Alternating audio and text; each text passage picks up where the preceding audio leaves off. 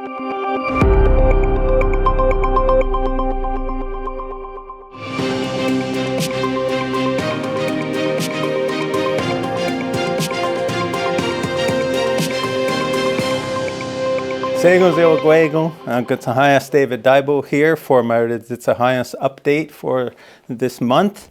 Today I'm going to be talking about the Highway 30 lands project that was put together by our consultant Neil McCumber.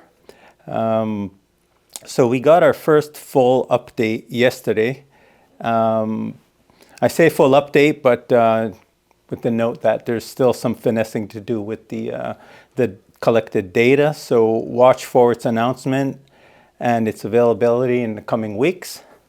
So it actually started, it was in talks for a little while, but started in February. And as I said, we got our full update yesterday, but it'll continue for a little while more. Now the total acreage we're talking about here from the Highway 30 lands is 540 acres or 218.83 hectares, and it's made up of 5 sections, with one along the old Chateauguay road, which we call section E, or parcel E rather. Parcel A is 69.7 acres, parcel B is 68.8 acres, parcel B2 is 43.5 acres, parcel C is 97.7 acres, parcel D is 224.9 acres, and parcel E along the old Chateauguay road is 34.7 acres.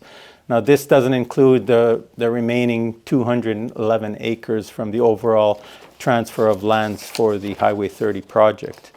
And as everybody knows, these lands that were taken during the building of the Highway 30 project, located along Highway 30 on the eastern border of KahnawakeTV, have been contentious for since the finishing of that project, where we're waiting on a return of the remaining lands. So we're getting them piecemeal, and we did get the 540 back, but as I said, there's still 211 outstanding.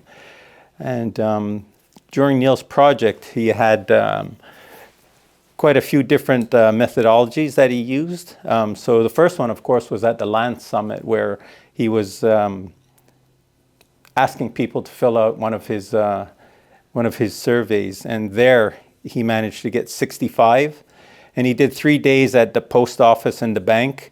And the first day he had 60 people, the second day he had 118, and the third day he had 165 for a total of 343. He had call-ins and in-persons dropping off or talking to him over the phone. There was 21 of those. At KSS, he managed to get a good-sized youth component of 47 students. He had a kiosk. He met the chiefs at MCK, and maps were dropped off for him. And there were 17 of those. For other, he managed to do 20 in-person visits, so at their homes. And he had phone, email, and messages, and there were 6 of those. So it's a total of 519. And some of the participant questions that he used, so he did use visual presentation, maps, and during his interviews. And he had invitations to offices. And he mentions that the responses were creative, short, and to the point, and all over the map. So his main question was, what would you do with over 500 acres? To get people thinking about the sections along Highway 30 and what they thought KahnawakeTV should be doing with all those lands. And so there was no intended selection of interviewees. The selection was kept as random as possible. And many people participated. Many didn't follow up with their interviews. So if you didn't, please do so. So I'll touch on the lands unit. So our communal land policy, the current version will be rescinded. Land Management Committee bylaws will be revised, and both sets of bylaws will be combined to streamline the process for efficiency and speed. And for Tioweró, there's going to be a review of the Tioweró cabin development procedure.